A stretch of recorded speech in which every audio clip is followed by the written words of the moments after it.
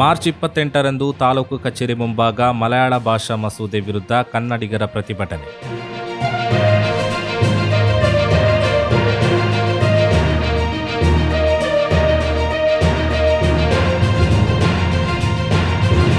ಕೇರಳ ಸರ್ಕಾರದ ಮಲಯಾಳ ಭಾಷಾ ಮಸೂದೆಯನ್ನು ಖಂಡಿಸಿ ಮಾರ್ಚ್ 28ರಂದು ಬೆಳಗ್ಗೆ 10ರಿಂದ ಮಧ್ಯಾಹ್ನ 12ರವರೆಗೆ ತಾಲೂಕು ಕಚೇರಿ ಮುಂಭಾಗದಲ್ಲಿ ಬೃಹತ್ ಧರಣಿ ಸತ್ಯಾಗ್ರಹ ಹಾಗೂ ಪ್ರತಿಭಟನಾ ಸಭೆ ನಡೆಸಲು ತೀರ್ಮಾನಿಸಲಾಗಿದೆ.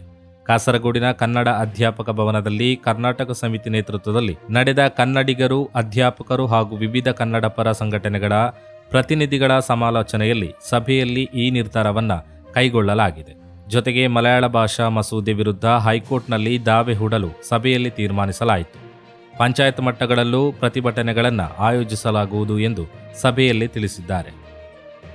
ಕರ್ನಾಟಕ ಸಮಿತಿ ಅಧ್ಯಕ್ಷ ಮುರಳೀಧರ್ ಬಳ್ಳಕ್ಕೂರಾಯ ಅವರ ಅಧ್ಯಕ್ಷತೆಯಲ್ಲಿ ನಡೆದ ಸಭೆಯಲ್ಲಿ ನ್ಯಾಯಾಲಯದಲ್ಲಿ ದಾವೆ ಹೂಡಲು ವಿಶೇಷ ಸಮಿತಿಯನ್ನು ರಚಿಸಲಾಯಿತು.